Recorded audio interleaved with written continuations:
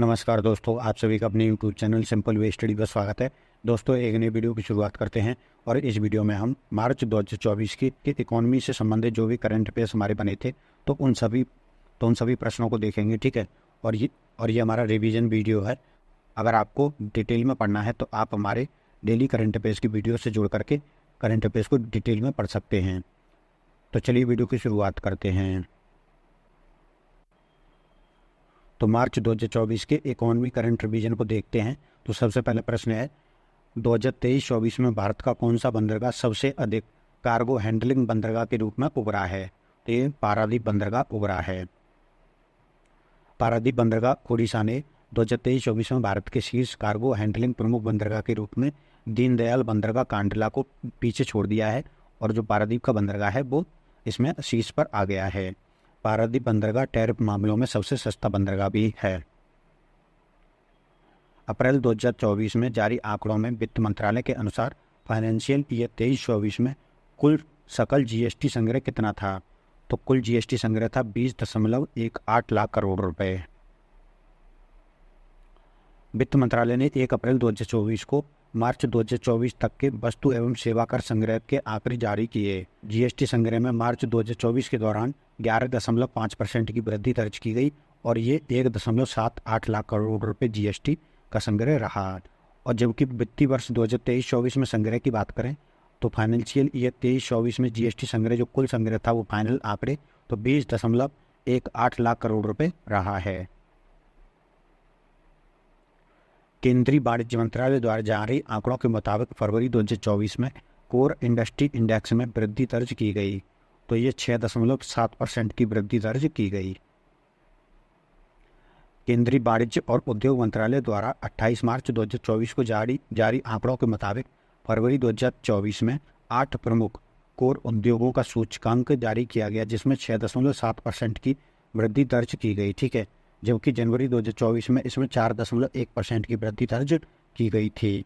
इस बार केवल उर्वरक क्षेत्र में निगेटिव ग्रोथ रही जबकि अन्य सभी क्षेत्रों में सकारात्मक वृद्धि देखने को मिली।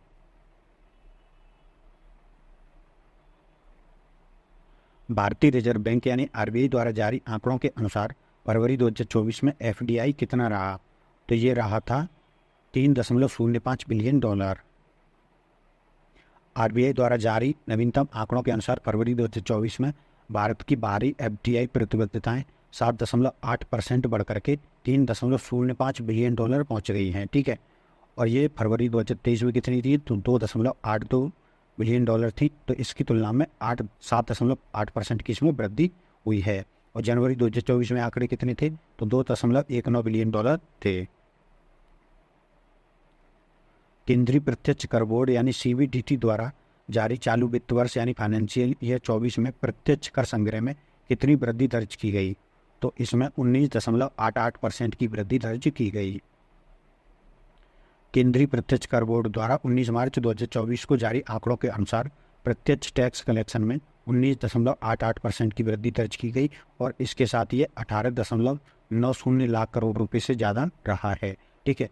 तो यहाँ पर जो है पूरे फाइनेंशियल ईयर के अभी आंकड़े नहीं आए हैं। तो पूरे फाइनेंशियल ईयर के आंकड़े का जो अनुमान लगाया गया है तो वो सरकार ने पूरे वित्त वर्ष के लिए 19.45 लाख करोड़ रुपए का अनुमान लगाया है। खनिज उत्पादन सूचकांक में जनवरी 2024 में जारी जनवरी 2023 की तुलना में कितने प्रतिशत की वृद्धि दर्ज की गई? तो इसमें 5.9% की वृद्धि दर्ज की गई। खनन एवं उत्खनन क्षेत्र का खनिज उत्पादन सूचकांक जनवरी 2024 में 144.1 आधार अंक अधिक रहा। ठीक है। जो जनवरी 2023 माह के स्तर की तुलना में 5.9% अधिक है। भारतीय खनन ब्यूरो के अंतिम आंकड़ों के अनुसार अप्रैल से जनवरी 2023-24 की अवधि के लिए संचयी वृद्धि पिछले वर्ष की अवधि की तुलना में 8.3% रही। तो इसमें जो है पूछा गया है कि जनवरी 2024 में जो वृद्धि है वो 2023 की तुलना में कितनी रही? 5.9%। हाल ही में भारत सरकार द्वारा किस कृषि वस्तु उत्पादों को मूल्य स्थिरीकरण निधि योजना के अंतर्गत शामिल किया गया? तो उपरोक्त दोनों गेहूं और चावल दोनों को इसमें शामिल किया गया। मुद्रास्फीति को नियंत्रित करने के लिए अपनी खुदरा हस्तक्षेप रणनीति के हिस्से के रूप में भारत सरकार ने गेहूं और चावल को मूल्य स्थिरीकरण कोष के तहत शामिल किया। किस किस राज्य ने गेहूं पर 125 रुपये प्रति क्विंटल बोनस की घोषणा की है, जो 2024 रबी फसल सीजन के लिए घोषित न्यूनतम समर्थन मूल्य से अधिक होगा? ये उपरोक्त दोनों मध्य प्रदेश और राजस्थान ने 125 रुपये का बोनस देने की घोषणा की है, ठीक है, जबकि केंद्र सरकार ने MSP 2275 रुपये घोषित किया है। तो ये मिलाकर के यानी ये दोनों राज्य 2400 रुपये प्रति क्विंटल की दर पर खरीद करेंगे। राजस्थान और मध्य प्रदेश ने आगामी रबी सीजन में खरीद के दौरान गेहूं पर 125 रुपये प्रति क्विंटल बोनस की घोषणा की है। 15 मार्च 2024 को RBI द्वारा जारी आंकड़ों के अनुसार भारत का विदेशी मुद्रा भंडार कितना हो गया है? तो ये हो गया है $636.10 बिलियन। बैंकिंग सेक्टर के रेगुलेटर RBI ने 15 मार्च 2024 को भारतीय विदेशी मुद्रा के आंकड़े जारी किए, जिसमें तीसरे सप्ताह में लगातार बढ़ोतरी दर्ज की गई और इसमें 8 मार्च 2024 तक ये अपने 2 साल के उच्चतम स्तर यानी $636.10 बिलियन पर पहुंच गया है, ठीक है। ऐतिहासिक रूप से देखा जाए तो अक्टूबर 2021 में भारत का विदेशी मुद्रा भंडार $645 बिलियन पर अपने सर्वकालिक उच्चतम स्तर पर पहुंचा था। फिच द्वारा जारी आंकड़ों के अनुसार भारत की GDP फाइनेंशियल ईयर 25 में कितने प्रतिशत की वृद्धि का अनुमान लगाया गया है? तो इसने 7% की वृद्धि का अनुमान लगाया है। 14 मार्च 2024 को वैश्विक रेटिंग एजेंसी फिच ने भारत के अगले वित्त वर्ष यानी फाइनेंशियल ईयर 25 में GDP की विकास दर 7% रहने का अनुमान लगाया, जबकि मौजूदा वित्त वर्ष में इसने 7.8% का अनुमान लगाया है। और यहाँ पर अन्य क्रेडिट रेटिंग एजेंसियों के आंकड़े भी दिए गए हैं और सबसे मुख्य है NSSO के द्वारा जारी आंकड़े। तो ये 29 फरवरी 2024 को इसने जारी किए थे और इन आंकड़ों को आप जरूर पढ़िएगा। भारत ने किस संघ के साथ व्यापार और आर्थिक साझेदारी समझौते यानी कि TEPA पर हस्ताक्षर किए हैं? तो यूरोपीय मुक्त व्यापार संघ के साथ ये समझौता किया। 10 मार्च 2024 को भारत और यूरोपीय मुक्त व्यापार संघ ने एक व्यापार और आर्थिक साझेदारी समझौते यानी TEPA पर हस्ताक्षर किए। भारत EFTA देशों के साथ TEPA पर काम कर रहा है, जिसमें स्विट्जरलैंड, आइसलैंड, नॉर्वे और लिंकचेस्टेन देश शामिल हैं। वित्त मंत्रालय के अनुसार फरवरी 2024 में वस्तु एवं सेवा कर यानी GST में कितने प्रतिशत की वृद्धि दर्ज की गई? तो जो फरवरी 2024 में वृद्धि दर्ज की गई थी 12.5% की। वित्त मंत्रालय ने 1 मार्च 2024 को फरवरी 2024 के वस्तु एवं सेवा कर यानी GST संग्रह के आंकड़े जारी किए थे, ठीक है। तो भारत के वस्तु एवं सेवा कर संग्रह में फरवरी 2024 के दौरान 12.5% की वृद्धि दर्ज की गई और इसके साथ ये 1.6 लाख करोड़ रुपए के GST संग्रह इकट्ठा किया गया फरवरी 2024 में। फाइनेंशियल इंटेलिजेंस यूनिट इंडिया ने मनी लॉन्ड्रिंग के लिए पेटीएम पेमेंट बैंक पर कितना जुर्माना लगाया?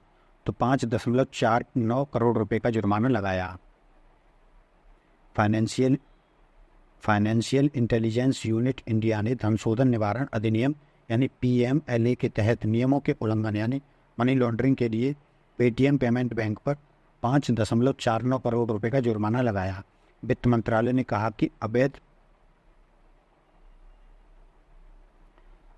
अब हम इकोनॉमी से संबंधित मार्च महीने की कुछ अन्य महत्वपूर्ण खबरें भी रही थी, तो उनको भी देख लेते हैं।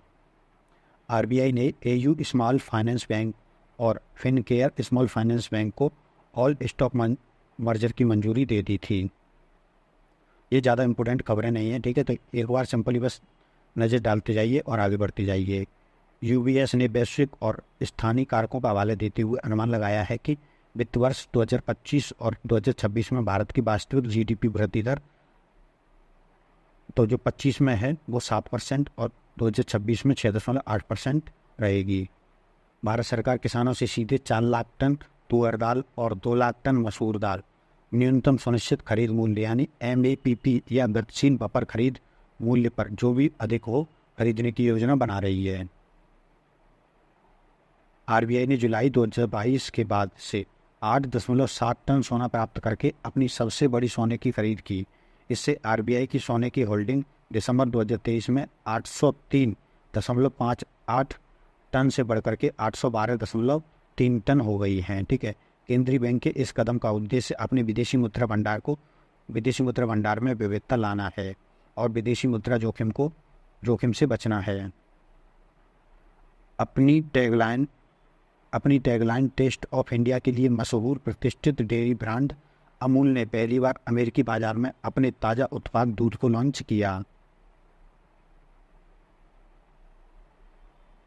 भारत सरकार अंतर्राष्ट्रीय श्रम संगठन यानी ILO के तकनीकी सहयोग से 2025 तक न्यूनतम वेतन को जीवन यापन वेतन में बदलने की योजना बना रहा है।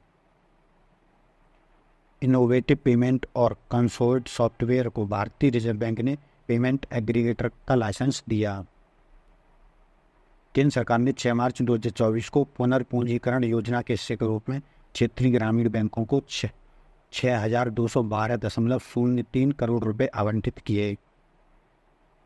भारत ने प्याज पर निर्यात प्रतिबंध अनिश्चितकाल के लिए बढ़ा दिया है। दुनिया में प्याज के सबसे बड़े निर्यातक के रूप में भारत बांग्लादेश, मलेशिया, नेपाल और यूएई जैसे आयातक देशों की मांगों को पूरा करने में महत्वपूर्ण भूमिका निभाता है। मॉर्गन स्टैनली ने वित्त वर्ष 2024-25 के लिए भारत की GDP का अनुमान संशोधित कर 6.8% कर दिया, जबकि चालू वित्त वर्ष में ये 7.9% लगाया है। भारत सरकार ने वित्त वर्ष 2025 की पहली छमाही में बाजार में 7.5 लाख करोड़ रुपए उधार लेने की अपनी रणनीति की घोषणा की है, जिसमें उसके वार्षिक लक्ष्य का 53% हासिल किया। भारतीय प्रतिस्पर्धा आयोग यानी CCI ने अडानी पावर लिमिटेड को लैको अमरकंटक पावर लिमिटेड के पूर्ण अधिग्रहण को मंजूरी दे दी है। अडानी समूह की सहायक company Adani ports and special economic zone ने ओडिशा में स्थित गोपालपुर पोर्ट में 95% नियंत्रित हिस्सेदारी हासिल की है। भारतीय बीमा नियामक और विकास प्राधिकरण यानी IRDAI ने 2023-24 के लिए 3 बीमाकर्ताओं LIC, GIC री इंश्योरेंस और न्यू इंडिया इंश्योरेंस को घरेलू प्रणालीगत महत्वपूर्ण बीमाकर्ता यानी DSII के रूप में नामित किया। तो दोस्तों, ये थे हमारे मार्च 2024 के इकोनॉमी से संबंधित करंट अफेयर्स। इस वीडियो में फिलहाल इतना ही। अगर आपकी वीडियो पसंद आया है तो वीडियो को लाइक कर दीजिए, चैनल को सब्सक्राइब कर लीजिए एवं अपने दोस्तों तक भी शेयर कर दीजिए। धन्यवाद।